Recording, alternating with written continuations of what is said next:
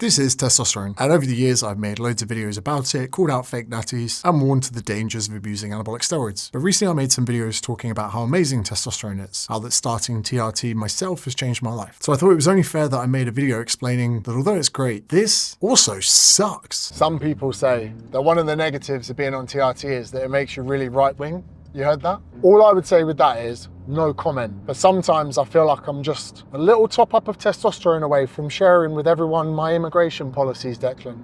One of the most important things we need to look into at the beginning. Some people think that TRT is steroids and that steroids is TRT. Now, although the compound inside the syringe is exactly the same, it's in the dose that makes the difference. Think of it this way. If you were to have a glass of wine a day for 30 years versus a bottle of wine a day for 30 years, although you're drinking the exact same thing, the potential impact to your health markers over that period of time would be vastly different depending on the amount you were having. I would say TRT is testosterone use and taking steroids is testosterone abuse. We're going to get into that a little bit later in the video. Another thing about TRT is my dog, he's still got his nuts.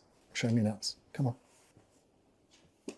So I think sometimes he can smell the androgens. He knows there's another alpha. So sometimes we should have a little bark off. Ruff, ruff. Let him know who's the alpha. So there are two different ways that you would inject. You've got subcutaneous, which means under the skin, and then we have intramuscular. So got my little pharmacy script here. The testosterone I get comes in these little depot shots, which actually ends up coming in a little glass vial like that. I then dock it with a syringe and push the amount in that I need. That is from an Australian clinic. Again, although I've invested into a UK clinic, I still use my Australian clinic. So these are often known as insulin syringes, but we can use these to administer testosterone. And these are the ones that you would use when administering HCG, the fertility drug, which I'll show you in a second. So that needle is incredibly fine, and that just goes under the skin. So that can be into a little bit of belly fat, or sometimes I'll just pull a bit of skin away from my quad and just inject into my quad. Under the skin, under the skin. Now, for testosterone, everyone seems to think it's a really big needle because we had those really big needles that we're using for the thumbnail. The reality is this is the size of the needle that I use to inject intramuscular. And even then it would be considered shallow intramuscular because it's not going all the way into the belly of a muscle. That is something known as 27 gauge. A lot of clinics start you off using something called a 25 gauge. So this is a 25 gauge that a lot of people start on. It's a 27 gauge, and I believe that is a 29 gauge. The higher the gauge number, the smaller the needle. Now, keep in mind, bodybuilders will often use bigger pins because they've got bigger amounts of testosterone to inject more frequently. I will admit that using a 27 gauge, it can take a bit of time to get all of the oil in that you're doing. It could take like 15, 20 seconds. But I'd much rather have less scar tissue with a much smaller injection. And honestly, you can barely feel it.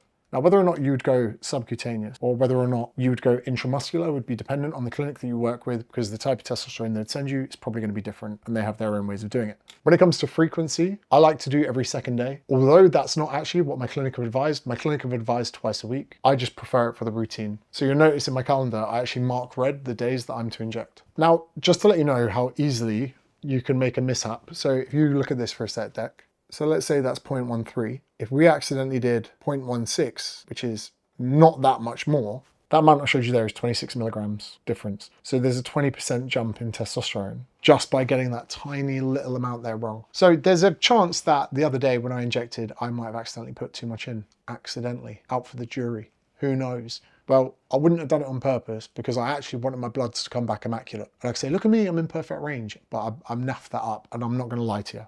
But I do think it was because I injected in the evening. Next thing to mention is a lot of you watching this are probably going to think that even just talking about TRT is going to give you prostate cancer and give you a heart attack. I'm also going to attach a study in the description to this video that has something called the Traverse study. And that shows that men that were on testosterone were no more likely to have a heart attack, stroke, or die from heart disease as long as they're on the right dose. And that the likeliness of you getting prostate cancer between people on TRT and the placebo, no difference. We also need to take into account the cost. Some clinics will charge you a yearly fee, but you can look up to maybe even £100 a month from some UK clinics. And that can seem really expensive, but you know that everything you're getting is pharmaceutical grade. You're getting everything taken care of. You're getting a doctor on hand to talk to you when you need stuff. And ultimately, people will spend that on a personal trainer. They'll spend it on a gym membership. They'll spend it on a Soho House membership. TRT, for me, has been more impactful than any of those things. And think of it this way. Some people pay a personal trainer £50 a session, see them once a week, it's £200 a month, and they do it because they need the motivation to train. If they don't pay the personal trainer, they don't go to the gym. For some people starting TRT, not all people, starting that treatment could be enough that they're not only motivated to go to the gym, they're motivated to do it on their own several times a week. So it can work out cost effective in some ways. If you start TRT treatment, you start drinking less, you start going out less.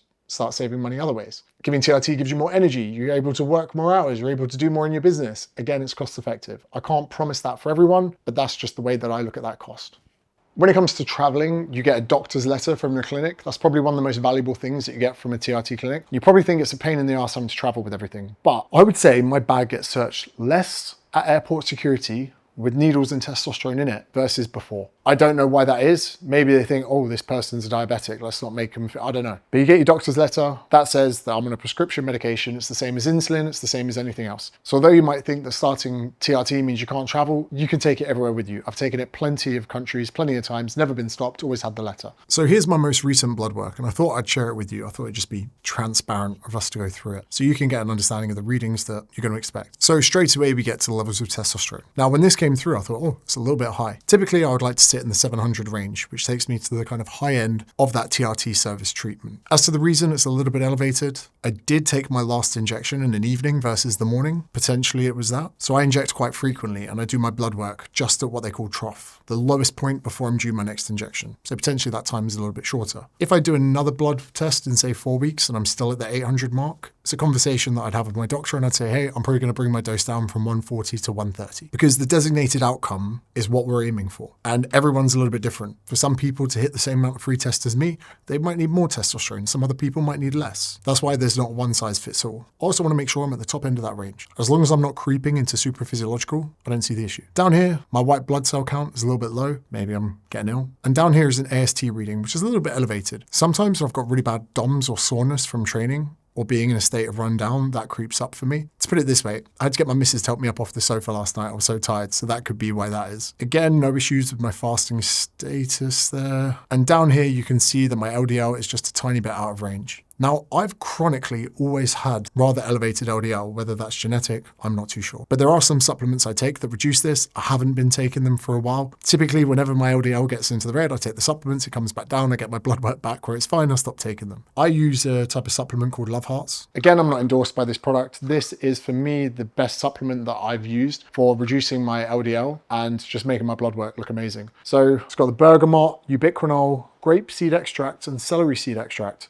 These are by that bodybuilder trained by JP, who is Womp. Again, like I say, I take a few of them and I will be taking them to improve my blood work since my LDL was a little bit out of range. Case in point, got my blood work back yesterday. Now I'm going to take Love Hearts. By the time I do my bloods in maybe 4 weeks time, probably be all clear. And we can see here as well that my estrogen markers are in a good place. And you see these two here, FSH and LH. I'll get onto those in another part of the video. But yeah, so there's my full blood work. Come back a little bit high, but like I said, I can always just do another blood test in a few weeks if the same thing happens again. Now, it's worth noting that if my blood work came back immaculate, I probably wouldn't get tested for another 3 or 4 months. But because I had a few markers in the red, I'll get tested again in maybe 3 weeks. Also, if we refer back to Jeff Nippard's infamous video about why steroids are awesome, we can see here that we've got a natural versus enhanced testosterone levels, and he sources here that the healthy range is between 300 and 1,000 nanograms per deciliter. Now, the conversions between different units can be a little bit different, but even me admitting that I'm slightly higher than usual takes me to about 1,018. So I'm at the top end of what could be considered a healthy range. And again, I am probably going to make the amendments working alongside my doctor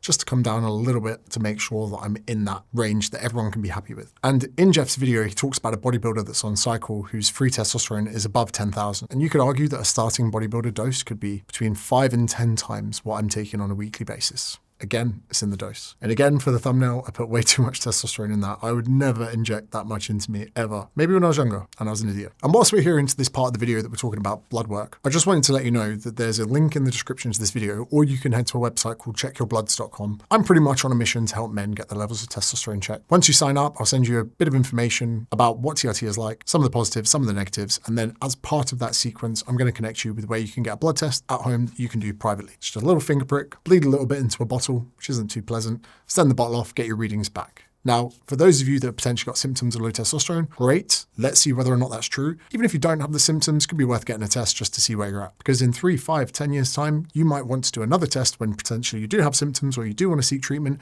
and you can look back to where you were today. It's not very expensive. It's very easy to do. That's checkyourbloods.com. Links in the description. Another reason that TRT can suck is that you will need to monitor things like your blood pressure. So this morning, just before doing this video, tested my blood pressure. I usually ignore the first reading and then look at the second and third readings. And as you can see here in this video, my blood pressure is pretty immaculate. Now, I mentioned previously the Jeff Nippard video that's very, very popular. It's had over 7 million views about why steroids are awesome. But there's some claims in his video that I kind of want to do a little bit of a true or false with. So let's get into it. So Jeff in the video talks about some of the physical changes and side effects from taking steroids. And for some people that think that taking steroids and TRT are kind of the same thing, let's debunk some of it. So hormonal changes, first thing we need to look at is DHT. People assume when they ramp up their testosterone that the DHT is going to go up through the roof, which is a type of testosterone, and they're going to get hair loss. I would say anecdotally that taking TRT probably has accelerated my male pattern balding a little bit. I think I was already quite thin on top before treatment anyway. And as far as if I'm concerned about the hair loss, yeah, but to look better, feel better, perform better, feel more confident in my shirt off, I'll take a bit of hair loss. I can always wear a baseball cap back to front, for instance. The second thing that we would look at is that steroids convert to estrogen. So if there's too much testosterone in the body,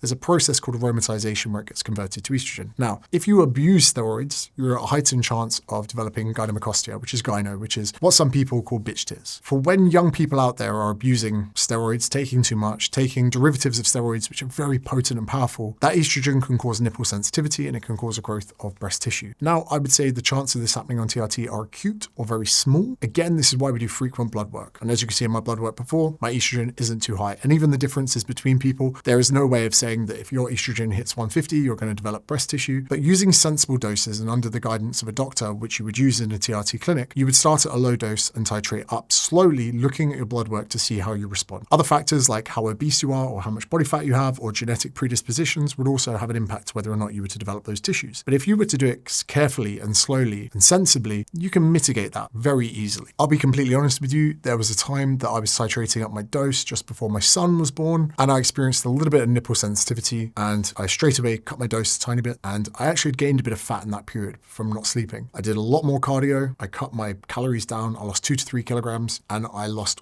all of the sensation of nipple sensitivity there and there. For me, people in the bodybuilding community would have said, oh, you should get onto an aromatase inhibitor. Or no, for me, I lost a bit of fat, dropped my dose a little bit, I've been fine ever since. And that was great for me because it allowed me to know what my upper limit was, but there's no breast tissue, no gyno, nothing. Now, the next thing that Jeff talks about in his video is about testicular shrinkage. Now, yes, when you administer testosterone, even not bodybuilding dosages, even just TRT dosages, your body will shut down its own production of testosterone and the testicles no longer really have a job to do. This can put people on a lifelong dependence of testosterone, which can scare a lot of people. But for me, if I was having symptoms in my low 30s, it was only going to get worse. It wasn't going to get better by the time I hit 40. So the idea of being on the medication for life didn't bother me. It could bother you. It could be the very reason that you never want to do TRT. But as we're going to get onto a little bit later in the video, I take another drug alongside TRT to keep myself online, so to speak. And that for me has meant that my testicles haven't shrunk that much. And I actually know what it was like when I was to abuse steroids and take huge amounts back in the day. I got a lot more testicular shrinkage, but on a sensible TRT amount, I just don't get that. Jeff says that the skin can increase oil production. I've never had any of those whilst using TRT. What would be a side effect that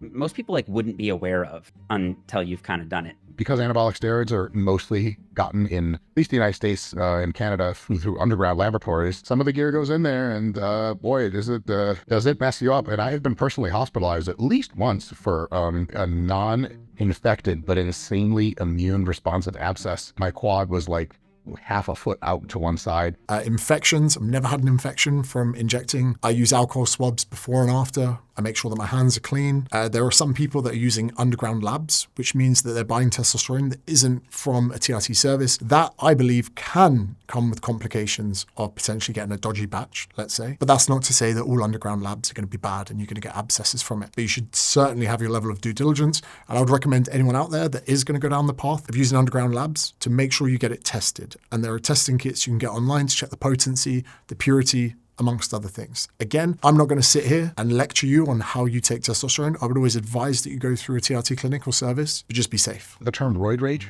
but it's really aggression, and it very infrequently displays itself as actual violent acts, but the thoughts you get on steroids are disturbing. You might like war movies and stuff, but if there's a war movie playing in your head every single second you're awake and asleep, it gets a little old after a while. But you have big muscles, so I guess that's cool. So that's how the cookie crumbles. When it comes to aggression mentioned in Jeff's video, I wouldn't call it roid rage or getting in fender benders and screaming at people. That aggression for me is a get up and go. Let's go, brother. If anything, it can make me mildly annoying because all the time I want to do stuff. Let's start a business. Let's go do this. Let's go do that. A pretty common reported anecdote is feeling like you just hit puberty puberty again. Is that a good thing or a bad thing? Probably not a good thing overall, because you're now an adult with like libido of a raging 16-year-old, and you have responsibilities and things to keep up with, and all you can think about is your perpetually erect penis, basically. And then the sexual effects mentioned in the video, I know that people taking huge amounts of testosterone could probably have a libido that gets a bit crazy. They can get porn addictions, they can become desensitized.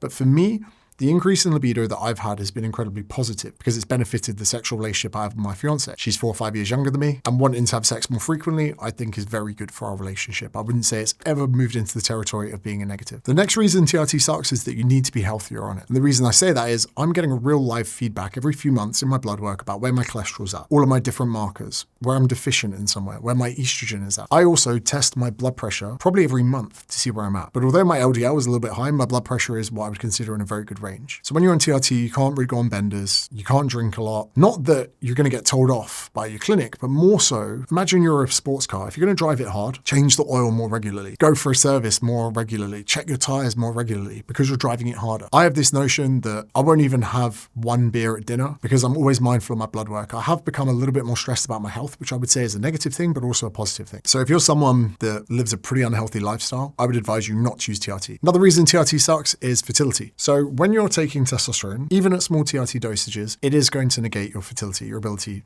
to have kids, which means that you do have to run other compounds alongside it. So I take something called HCG, which I administer 3 times a week, which means that my injection frequency is about 6 injections a week. Again, it's subcutaneous, which I don't think is a big issue at all. But one common question that people ask if you're considering a TRT treatment is if you've had kids already. Because if you haven't, there is just a layer of complications that you may need to be taking more than one compound. And that when it comes to wanting to have another child, you might need to reduce your dose, you might need to take more HCG. It just becomes a bit more complex. But if you've had the amount of kids that you want in your life, maybe being infertile and starting TRT could be your chemical vasectomy. I don't know if that's actually a thing, just made that up, not a doctor. Another big problem that I have with TRT is I got a lot of shit for it. I came out and was honest and was like, hey guys, in case you're thinking I'm looking a bit more yoked than usual, it's because I'm administering small amounts of testosterone 3 times a week. I could have lied, I could have said it was my training programs, and you probably will get a bit of shit from your mates. Oh, you didn't have to do that, mate. Oh, you're wasting your money. Oh, what's the point in having big muscles? You've already got a missus. I think that everyone out there is kind of competing with each other, and some men don't like it when their mate sorts his life out. When your mate gets in shape and gets a bit more jacked and goes to the gym a bit more, it can make other mates feel like shit. So you might get some shit for it from your mates. You might, oh yeah, but he's on steroids, innit? It's just the way it is. But again, if you look better, feel more confident, take it. Now, this is a purely anecdotal reason as to why I think TRT sucks, and that would be warmth. I'm warm all the time, but since starting TRT, I'm warmer. I would say maybe that's an increase in metabolic rate. I sleep so warm. And again, I'm not sponsored by 8 Sleep, but I have my 8 Sleep at home. I love it. It cools me down overnight. And I now find that when I travel, even if I stay in the nicest hotels, I just wake up hot all the time. I would definitely say I've noticed being warmer in TRT. It's why I wear vests most of the time, because I just sweat. And I always have sweat patches. It's why I only wear black. But yeah, I'll put Chris's link in the description. It saves you like $150 if you want to buy an 8 Sleep, but I don't get paid. And Chris doesn't even say thank you when I use that. I have a feeling that injecting is going to become a lot more normalized because of things like peptides. So for instance, any athlete that gets injured now is going to consider taking BPC 157, TB 500 injection. Although there are tablets, I think actually injecting yourself with those peptides makes a difference because you're like, this is going to work. People are taking peptides now for weight loss, like tirzepatide. We're going to do a video on that soon. People are now just becoming more comfortable with the idea of human optimization, which is always going to include injections. Even some vitamin infusions, IV drips, getting something under the skin is just such a more efficient way to get it in than to try and go through the stomach in a lot of cases. Oral steroids can be very toxic. And I reckon within 5 to 10 years, everyone is going to have like a little pen, and that pen is going to have in it a little bit of testosterone, a little bit of your Manjaro, a little bit of your fertility medication like HCG, and then it might even have some type of finasteride in it or whatever. So I reckon you'll work with clinics and they'll say, how thick do you want your hair? How much muscle do you want? How much weight do you want to have or carry? How lean do you want to be? How much do you want your sex drive to be improved? How much of your fertility do you want to retain? And clinics, if they're not already doing it, will have a bespoke pen that works for you.